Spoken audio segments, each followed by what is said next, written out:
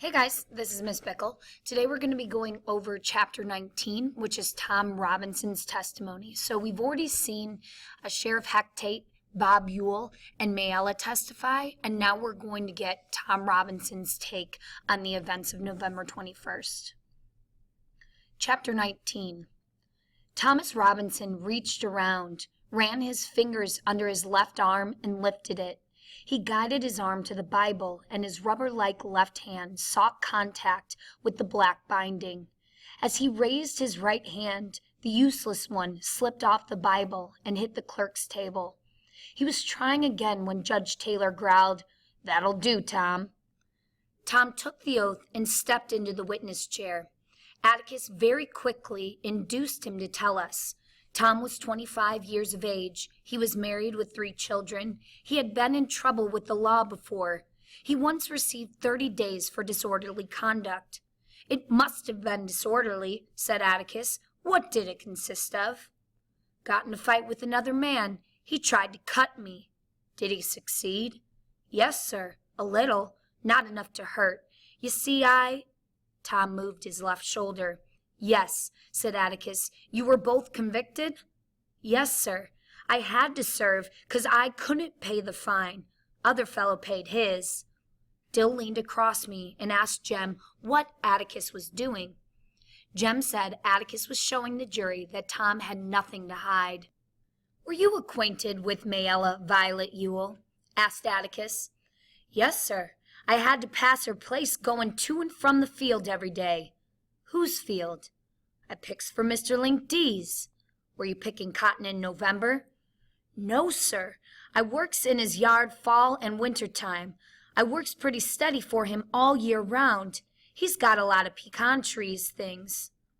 "You say you had to pass the Ewell place to get to and from work.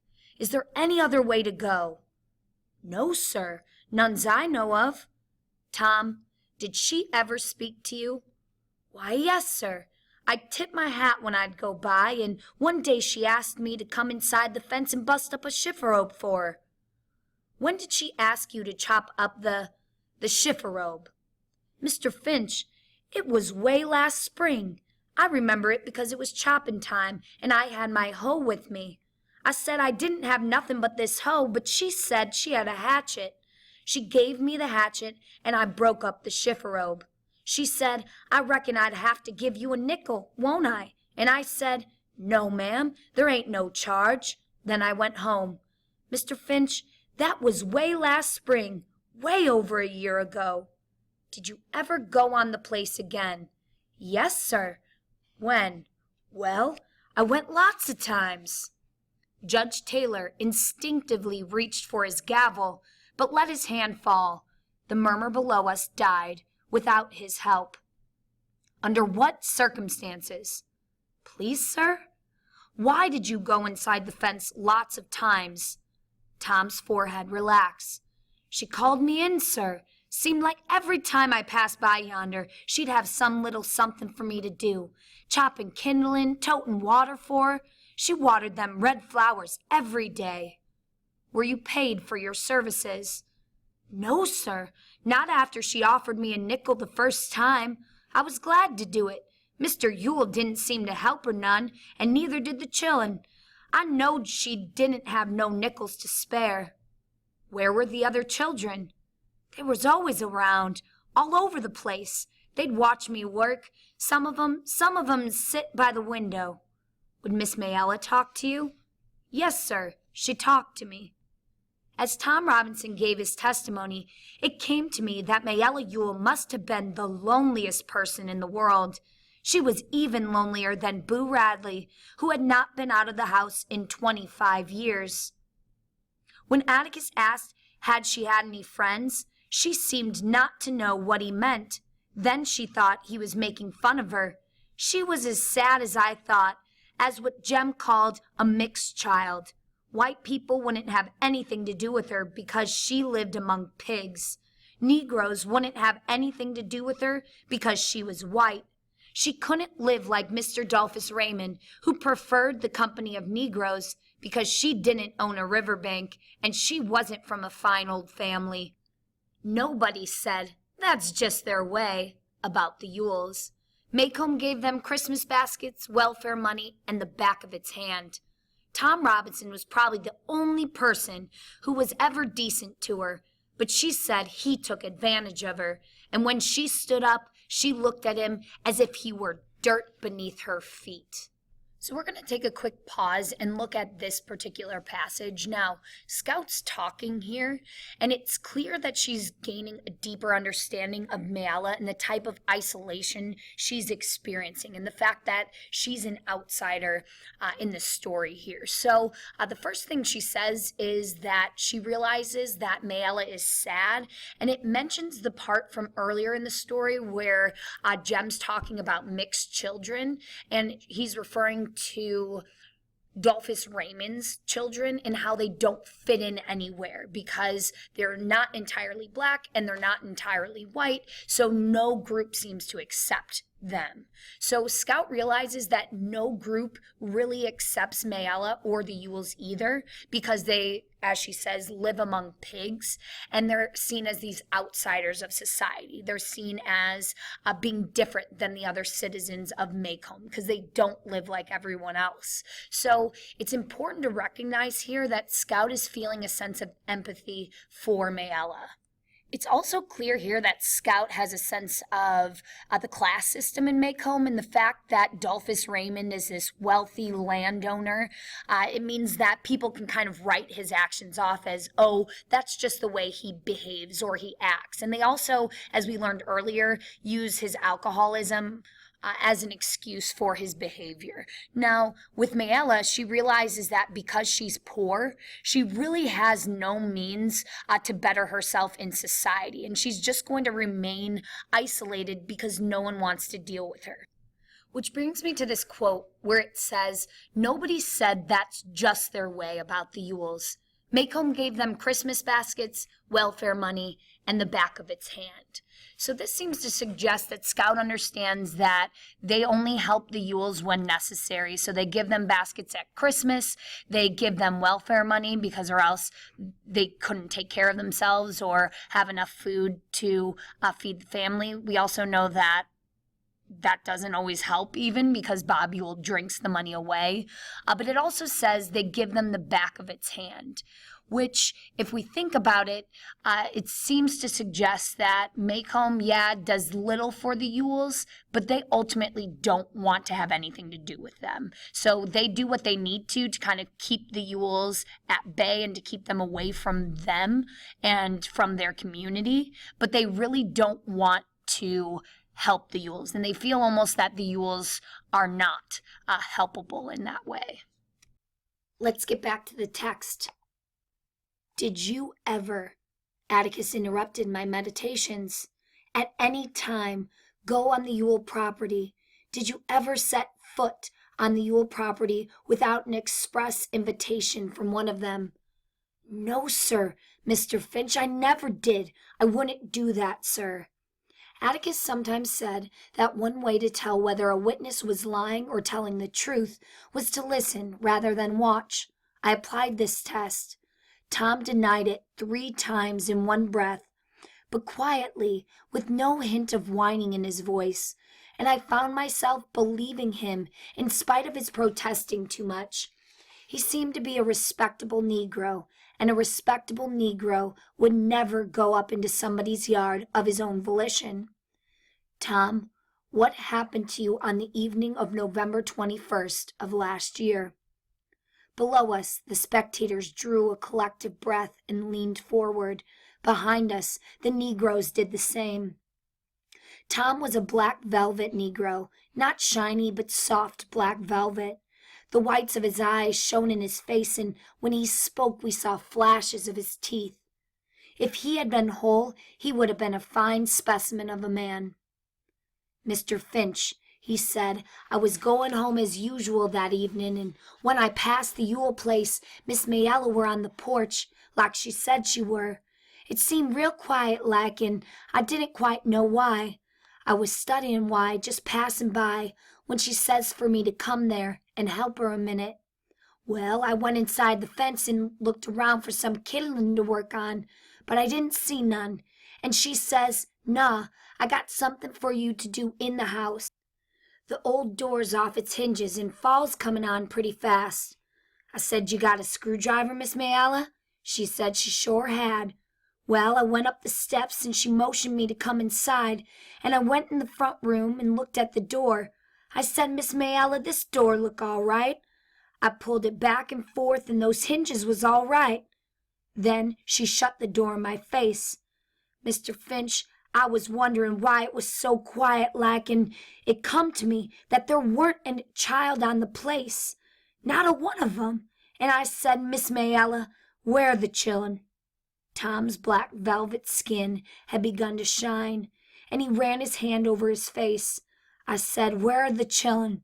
He continued, and she says, she was laughing sort of, and she says they all gone to town to get some ice creams. She says, took me a slap year to save 'em 7 nickels, but I done it. They all gone to town. Tom's discomfort was not from the humidity. What did you say then, Tom? Asked Atticus. I said something like, why, Miss Mayalla, that's right smart of you to treat 'em. And she said, you think so? I don't think she understood what I was thinking. I meant it was smart of her to save like that, and nice of her to treat 'em. I understand you, Tom. Go on, said Atticus. Well, I said I'd best be going. I couldn't do nothing for her, and she says, oh, yes, I could, and I asked her what, and she says to just step on that chair yonder and get a box down from on top of a chifforobe. Not the same chifforobe you busted up? Asked Atticus. The witness smiled. No, sir, another one, most as tall as the room. So I done what she told me, and I was just reaching when the next thing I knows, she grabbed me around the legs. Grabbed me round the legs, Mr. Finch. She scared me so bad, I hopped down and turned the chair over. That was the only thing, only furniture, disturbed in that room, Mr. Finch, when I left it. I swear to God. What happened after you turned the chair over? Tom Robinson had come to a dead stop. He glanced at Atticus, then at the jury, then at Mr. Underwood sitting across the room. Tom, you're sworn to tell the whole truth. Will you tell it? Tom ran his hand nervously over his mouth. What happened after that? Answer the question, said Judge Taylor. 1/3 of his cigar had vanished. Mr. Finch, I got down off the chair and turned around, and she sort of jumped on me. Jumped on you? Violently? No, sir. She hugged me. She hugged me round the waist. This time Judge Taylor's gavel came down with a bang, and as it did, the overhead lights went on in the courtroom. Darkness had not come, but the afternoon sun had left the windows. Judge Taylor quickly restored order. Then what did she do? The witness swallowed hard. She reached up and kissed me on the side of the face. She says she never kissed a grown man before, and she might as well kiss a nigger. She says what her papa do to her don't count. She says, kiss me back, nigger. I say, Miss Mayalla, let me out of here. And I tried to run, but she got her back to the door, and I'd 'a' had to push her.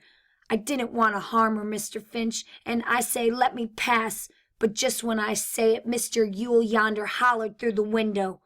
What did he say? Tom Robinson swallowed again, and his eyes widened. Something not fit to say, not fitting for these folks in chillun to hear. What did he say, Tom? You must tell the jury what he said.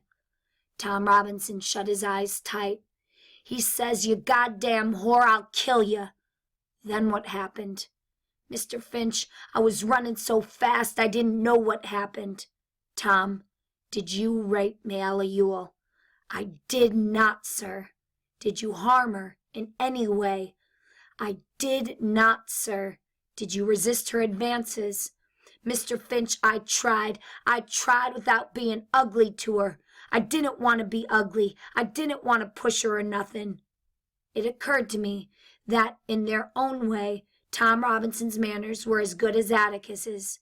Until my father explained it to me later, I did not understand the subtlety of Tom's predicament. He would not have dared strike a white woman under any circumstances and expect to live long. So he took the first opportunity to run, a sure sign of guilt. "Tom, go back once more to Mr. Ewell," said Atticus. "Did he say anything to you?"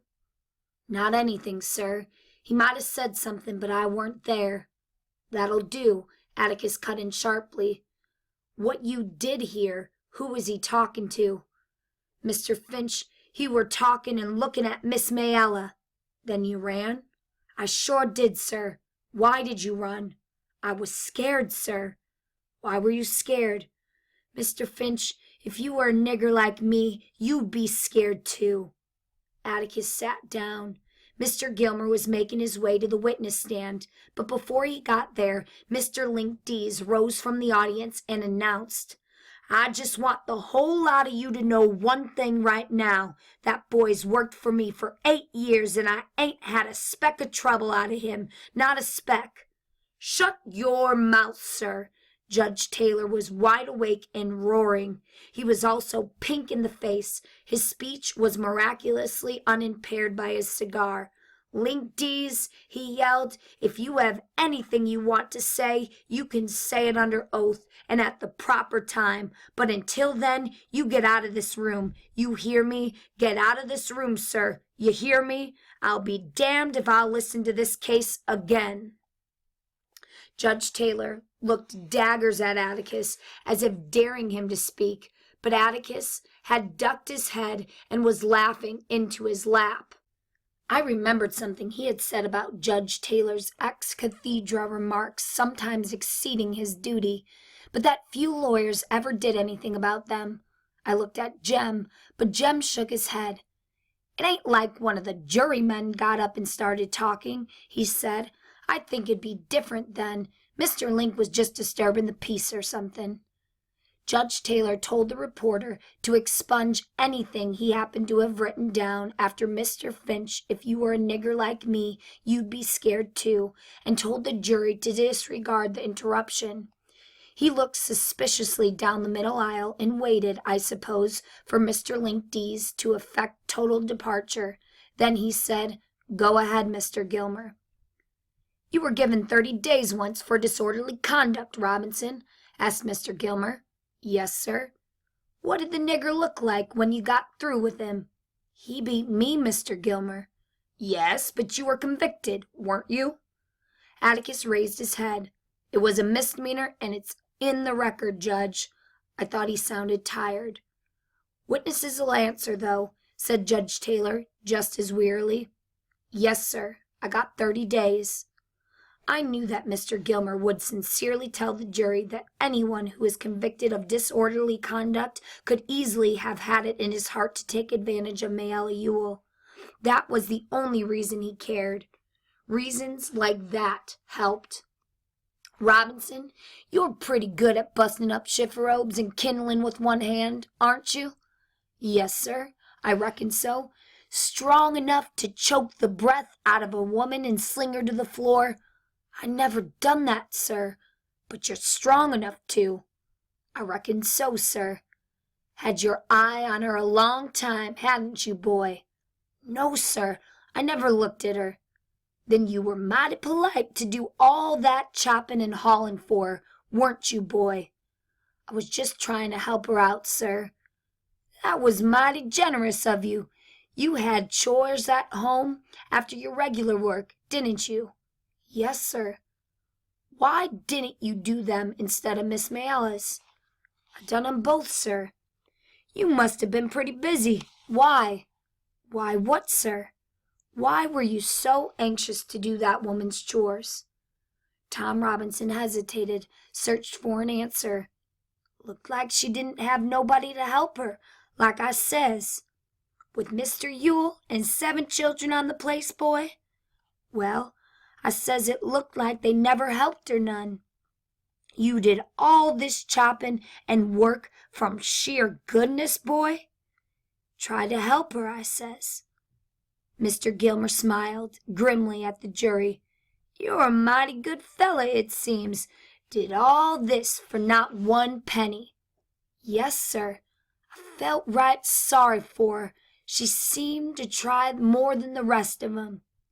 "You felt sorry for her? You felt sorry for her?" Mr. Gilmer seemed ready to rise to the ceiling. The witness realized his mistake and shifted uncomfortably in the chair, but the damage was done. Below us, nobody liked Tom Robinson's answer. Mr. Gilmer paused a long time to let it sink in.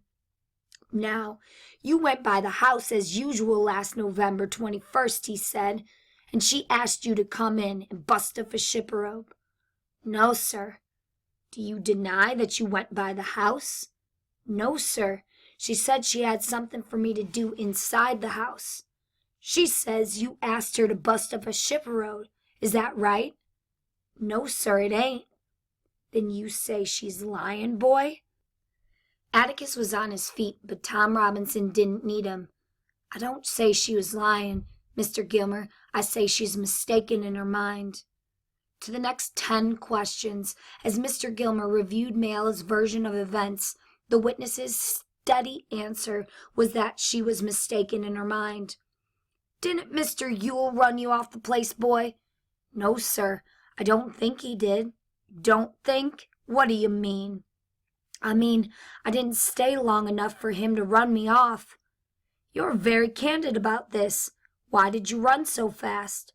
"I says I was scared, sir." "If you had a clear conscience, why were you scared?" "Like I says before, it weren't safe for any nigger to be in a fix like that." "But you weren't in a fix. You testified that you were resisting Miss Mayella. Were you so scared that she'd hurt you, you ran, a big buck like you?" "No, sir. I was scared I'd be in court, just like I am now." "Scared of arrest? Scared you'd have to face up to what you did?" "No, sir. Scared I'd have to face up to what I didn't do." "Are you being impudent to me, boy?" "No, sir. I didn't go to be." This was as much as I heard of Mr. Gilmer's cross-examination, because Jem made me take Dill out. For some reason, Dill had started crying and couldn't stop, quietly at first, then his sobs were heard by several people in the balcony. Jem said if I didn't go with him, he'd make me, and Reverend Sykes said I'd better go, so I went. Dill had seemed to be all right that day, nothing wrong with him, but I guessed he hadn't fully recovered from running away. "Ain't you feeling good?" I asked, when we reached the bottom of the stairs. Dill tried to pull himself together as we ran down the south steps. Mr. Link Dees was a lonely figure on top of the step. "Anything happening, Scout?" he asked as we went by. "No, sir," I answered over my shoulder. "Dill here, he's sick." "Come on out under the trees," I said. "Heat got you, I expect." We chose the fattest live oak, and we sat under it.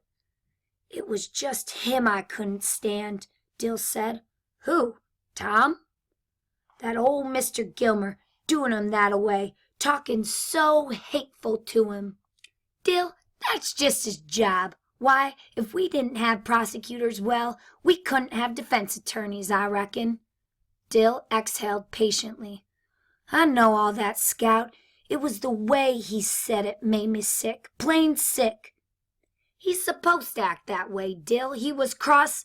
He didn't act that way when—" "Dill, those were his own witnesses."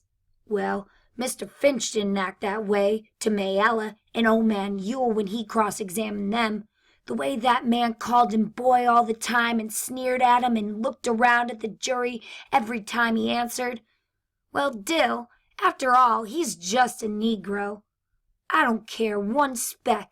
It ain't right. Somehow it ain't right to do him that way. Hasn't anybody got any business talking like that? It just makes me sick." "That's just Mr. Gilmer's way, Dill. He does 'em all that way. You've never seen him get good and down on one yet. Why, today, Mr. Gilmer didn't seem like he was half trying. They do 'em all that way, most lawyers, I mean. Mr. Finch doesn't. He's not an example, Dill. I was trying to grope in my memory for a sharp phrase of Miss Maudie Atkinson. I had it. He's the same in the courtroom as he is on the public streets." "That's not what I mean," said Dill. "I know what you mean, boy," said a voice behind us. We thought it came from the tree trunk, but it belonged to Mr. Dolphus Raymond. He peered around the trunk at us. "You aren't thin-hided. It just makes you sick, doesn't it?"